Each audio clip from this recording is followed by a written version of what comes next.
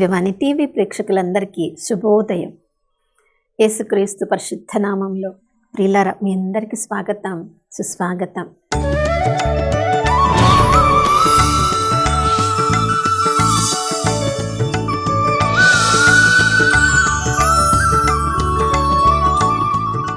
గడిచిన కాలమంతా మనం ఊహించిన దానికంటే, కోరుకున్న దానికంటే ఉన్నత స్థితిలో మనల్ని జీవింపచేసిన ఆ త్రియేక దేవునికి మనసారా వందనాలు తెలియచేద్దాం. ఈ నూతన ఉదయంలో కూడా దేవుని ప్రేమ తరిగిపోలేదు, ఆయన కరుణ సమసిపోలేదు. ప్రతి నూతన ఉదయం లాగానే ఈరోజు కూడా తన ప్రేమను, కరుణను, కటాక్షాన్ని నూతనంగా ఆ ప్రభు మన మీద కుమ్మరించారు ప్రియులారా. ఎందుకంటే ఆయన నమ్మదగిన దేవుడు, విశ్వసనీయుడు, పిలిచిన దేవుడు, ఎప్పుడు ఎలాంటి పరిస్థితులలో కూడా మనల్ని వదిలిపెట్టరు ప్రియులారా. ప్రతిరోజు మనం ఉదయం లేగానే ఆ ప్రభువునకు మనల్ని మనం సమర్పించుకుంటాం, మన కుటుంబ సభ్యులను సమర్పిస్తాం. ఈరోజు మనం ఏమేమి చేయబోతున్నామో అన్నిటిని కూడా ప్రభువునకు సమర్పిస్తాం. ఎందుకంటే ఏ సమయంలో ఎలాంటి అవసరం రాబోతుందో మనకి తెలియదు. కొన్నిసార్లు మన కుటుంబ సభ్యుల దగ్గర మన అవసరాలు మనం తీర్చబడతాయి. కొన్నిసార్లు మన చుట్టూ ఉన్న వాళ్ళు మనల్ని అవసరంలో ఆదుకుంటారు. కొన్నిసార్లు ఎవరూ ఆదుకోలేని పరిస్థితులలో ఆ దేవుడు తప్పకుండా మనకి తోడుగా, నీడగా ఉంటారని ఉదయమే లేచి ఆ ప్రభువునకు మనల్ని మనము సమర్పించుకుంటాం. మరి అదే విధంగా మనము సహాయం చేయవలసి వచ్చినప్పుడు, ప్రభా ఎవరికైనా నేను సహాయం చేయవలసి ఈరోజు ఉందేమో, ఎటువంటి భేషజము లేకుండా నేను అందరికీ సహాయం చేయనట్లుగా నన్ను సిద్ధపరచండి అని ఎప్పుడైనా మనం ప్రార్థన చేసుకుంటామా ప్రియులారా? మనము సహాయం చేయవలసి వచ్చినప్పుడు రకరకాల సాకులు చెప్తూ ఉంటాం. నన్ను వాళ్ళు అడగలేదనో, వాళ్ళు నాతో మాట్లాడడం లేదనో, వాళ్ళకు అంత అవసరం ఉందని నాకు తెలియదనో, వాళ్ళకు సహాయం చేసే అంత స్తోమత నాకు లేదనో, వాళ్ళు అడగలేదు కాబట్టి నేను చెయ్యలేదనో కదా, లేదా వాళ్ళకి చాలా అవసరమని నాకు తెలియదనో, రకరకాలుగా మనము సాకులు చెప్తూ ఉంటాం. మనుషులకే కాదు, దేవునికి కూడా సాకులు చెప్పేవాళ్ళు కొన్నిసార్లు. వాటిని సాకులు అనలేము.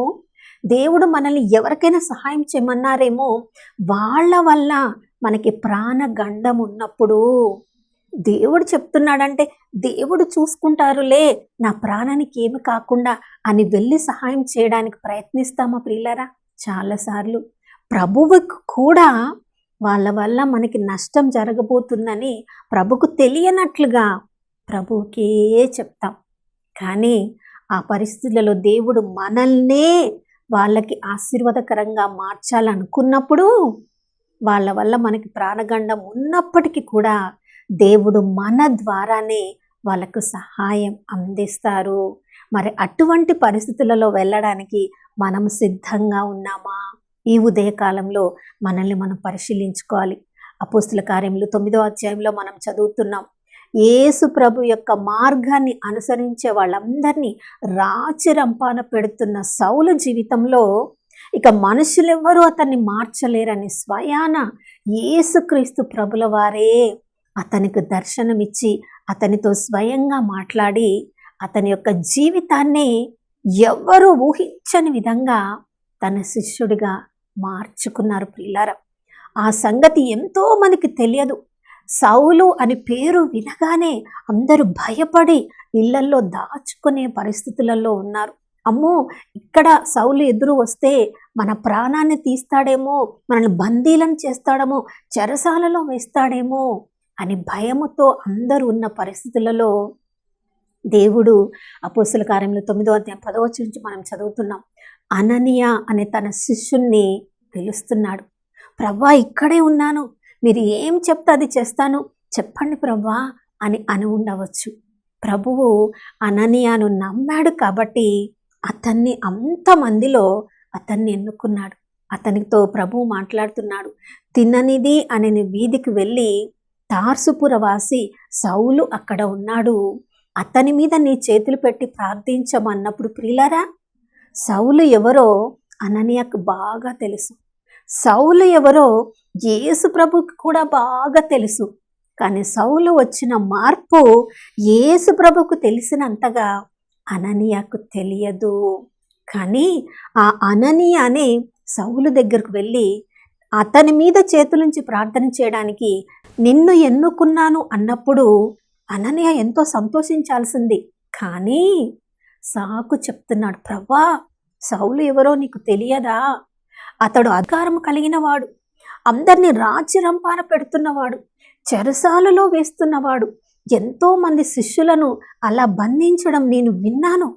అతని దగ్గరగా మీరు నన్ను పంపించేది అన్నప్పుడు సౌలు పట్ల దేవుడికున్న ఉద్దేశాన్ని అననీయాతో ప్రభు పంచుకుంటున్నారు. అయ్యా, ఇశ్రాయేలు ప్రజలకు, అన్యులకు, రాజులకు కూడా సువార్తను బోధించడానికి నేను ఆ సౌలునే ఎన్నుకున్నాను. అతడు నా మార్గాన్ని అనుసరించే వాళ్ళని ఎంత శ్రమ పెట్టాడో, నా మార్గమును బోధించేటప్పుడు అన్ని శ్రమలు అతడు ఎదుర్కొంటాడు. నేను అతనినే ఎన్నుకున్నాను అన్నప్పుడు ఇక అననీయ తప్పకుండా దేవుని మాటను విధేయించవలసి వచ్చింది. నా ప్రియ సహోదర సహోదరి, దేవుని చిత్తంలో ఉన్న పనులు మనం చేస్తున్నప్పుడు విధేయించడానికి ప్రయత్నిస్తే ఆ విధేయత గొప్ప ఆశీర్వాదాన్ని మన ద్వారా ఇతరులకు కలిగించడమే కాదు, మన జీవితంలో కూడా గొప్ప ఆశీర్వాదాన్ని కలిగిస్తుంది. మనము ఇసాకును బలిగా అర్పించాల్సి వచ్చినప్పుడు ప్రియులారా చూడండి, అబ్రాము తన ఏకైక కుమారుణ్ణి దేవుడు కోరినట్లుగా బలిగా సమర్పించడానికి విధేయించినప్పుడు ఆ విధేయత ద్వారా ఎంత గొప్ప ఆశీర్వాదాన్ని పొందాడు ప్రియులారా. తన కుమారుణ్ణి సజీవంగా తిరిగి తనతో తీసుకొని రావడం మాత్రమే కాదు, గొప్ప గొప్ప వాగ్దానములను దేవుడు ఆదికాండం 22వ అధ్యాయంలో కూడా మనం చదువుతూ ఉన్నాం. ఆకాశంలో నక్షత్రముల వలె నీ సంతానాన్ని నేను విస్తరిల్ల చేస్తాను, నీ సంతతి వారు శత్రువుల యొక్క కోటలను, నగరములను వాళ్ళు వశము చేసుకొందురు, నీ సంతానము ద్వారా లెక్కలేనంత మంది జాతుల వారిని నేను దీవించబోతున్నాను.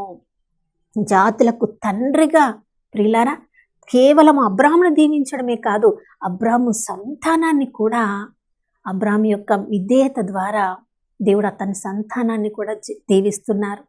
అననీయ విధేయించి సౌలు ఉన్న ఆ గృహానికి వెళ్ళి, ఒకవైపు భయం ఉండిండొచ్చు, కానీ దేవునికి విధేయించి అతని దగ్గరికి వెళ్ళి సౌలును క్షమించాడు కాబట్టే సౌలు కొరకు ప్రార్థన చేయగలిగాడు. ప్రియులారా, ఎవరైనా మనల్ని శత్రువులుగా భావిస్తున్నప్పుడు ఆ శత్రువుల కోసం ప్రార్థించడం కష్టం. వాళ్ళని మన్నించలేకపోతే మనం ప్రార్థించలేము. కానీ రోమిలకు రాసిన లేఖ 12వ అధ్యాయం 21వ వచనంలో మనం చదువుతున్నాం, మేలు చేత కీడును జయించాలి. వాళ్ళకి ఆకలిగా ఉన్నప్పుడు ఆహారం పెట్టండి, వాళ్ళకి దాహంగా ఉన్నప్పుడు వాళ్ళ దాహం తీర్చండి, మీ శత్రువుల యొక్క అవసరాన్ని తీర్చండి అంటున్నాడు ప్రభు. వాళ్ళను మన్నించగలిగినప్పుడే వాళ్ళ అవసరాలను మనము తీర్చగలుగుతాము. అననీయ సౌలును క్షమించాడు కాబట్టే అతని దగ్గరికి వెళ్ళి ప్రభువు చెప్పినట్లుగా ఏ ప్రభు అయితే నీకు కనిపించాడో అదే యేసు ప్రభు నీ దగ్గరికి నన్ను పంపించారు అని అతని తల మీద చేతులు పెట్టి ప్రార్థించినప్పుడు చూడండి, సౌలు కన్నుల నుంచి పొరల వంటివి పడిపోవడం వలన 3 రోజుల నుంచి అతడు అంధకారంలో చూడలేని విధంగా దృష్టిని కోల్పోయిన సౌలు ఇప్పుడు చూపును పొంది వెంటనే జ్ఞానస్నానాన్ని పొందడము అక్కడ మనం చదువుతున్నాం. ఎంత గొప్ప కార్యం అక్కడ జరిగింది ప్రియులారా. ఒకవైపు రాజ్య రంపాన పెట్టే సౌలు అననీయ అనే దేవుని సేవకుని ద్వారా ఆ ప్రభువు పంపడము, ప్రభువు ఎంతగా తనను ప్రేమిస్తున్నాడో తెలుసుకున్నప్పుడు ఇక ఏ ఆలస్యము చెయ్యకుండా, అంత ధర్మశాస్త్రాన్ని చదివినవాడు, అంత గొప్ప పేరు ప్రతిష్టలు ఉన్నవాడు, అధికారం ఉన్నవాడు, అవన్నీ కూడా ప్రక్కన పెట్టి చూడండి, ఈ లోకంలో ఉన్న నాకున్న డిగ్రీలన్నీ కూడా చెత్తగా మురుగులాగా భావిస్తున్నాను నేను అని, ఆ ప్రభువు పొందిన శ్రమలను నేను వాటిని అనుభవించాలని ఆశపడుతున్నానని తనను గురించి ఎవరు ఏమనుకున్నా పర్వాలేదు అని వెంటనే జ్ఞానస్నానం పొంది దమస్కులో ఉన్న దేవాలయానికి వెళ్ళి ఆ యేసు ప్రభుని గురించి బోధించడం ఆరంభించాడు. ప్రియులారా, అననీయ ఒక్కడు సాకులు చెప్పి ఉండి సౌలు దగ్గరికి వెళ్ళకుండా ఉంటే దేవుడు అననీయను ప్రక్కన పెట్టి ఇంకొకరిని ఆ గొప్ప ఉద్దేశం కొరకు వాడుకునేవాడు. కానీ దేవునకు విధేయించి దేవుని చిత్తాన్ని నెరవేర్చాడు కాబట్టి అననీయ ద్వారా నేను జ్ఞానస్నానాన్ని పొందానని సౌలు చెప్పి ఉన్నప్పుడు అననీయ పేరు మారుమ్రోగి ఉండవచ్చు. నా ప్రియ సహోదరుడు సహోదరి, మనందరి జీవితంలో కూడా అందరూ మనకి సహాయం చేయాలని కోరుకున్నట్లే ఇతరులకు ఎవరెవరికి సహాయం చేయాలని దేవుని చిత్తంలో ఈ రోజు ఉందో ఈ ఉదయ కాలంలో మనల్ని సిద్ధపరచుకుందాం. వాళ్ళు మన శత్రువులే కావచ్చు, మనల్ని అర్థం చేసుకొని వాళ్ళే కావచ్చు, మన మీద నేరారోపణ చేస్తున్న వాళ్ళే కావచ్చు. ప్రభువు చిత్తంలో ఎవరెవరికి ఈరోజు మనం సాయపడాలని మనల్ని ప్రభువు సజీవుల లెక్కలో ఉంచారో వారందరికీ ఆశీర్వాదకరంగా మనము ఈరోజు జీవించినట్లుగా విధేయత అనే వస్త్రాన్ని మనందరికీ అనుగ్రహించమని ప్రార్థించుకుందాం. నాతో ప్రార్థనలో ఏకీభవించండి. పరిశుద్ధుడైన దేవానికి స్తోత్రములు తండ్రి. ఈ లోకంలో ఉప్పుగా, ఈ భూమికి ఉప్పుగా, లోకానికి వెలుగులాగా మమ్మల్ని ఆశీర్వదించారు ప్రభా, మీకు స్తోత్రం. కానీ నిజంగా మా జీవితంలో ఇతరులకు మేము సహాయం చేయగలిగినప్పుడు ప్రభా, తద్వారా మీ నామము మహిమపరచబడితే నిజంగా మా జీవితంలో ఉన్న విధేయత ద్వారా మీ నామానికి మహిమ కలుగుతుంది ప్రభా. కానీ ఎన్నోసార్లు మాకున్న ఆలోచనల వల్ల మేము ఇతరులను అర్థం చేసుకోలేకపోవడం వలన ప్రభా, ఇతరులకు మేము నాయన సహాయం చేయగలిగిన పరిస్థితుల్లో ఉన్నప్పటికీ కూడా మేము చెయ్యలేకపోతున్నాము.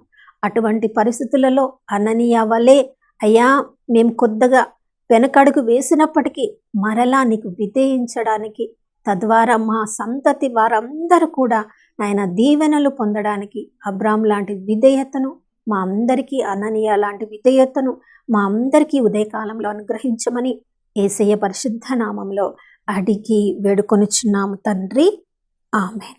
అవును ప్రియులారా, విధేయత వలన దీర్ఘాయుష్మంతులుగా ఈ లోకంలో మనం జీవిస్తామని ద్వితీయోపదేశకాండం 4వ అధ్యాయం 40వ వచనంలో మనం చదువుతున్నాం. ఈ వాగ్దానం మనందరి జీవితంలో నెరవేరునుగాక.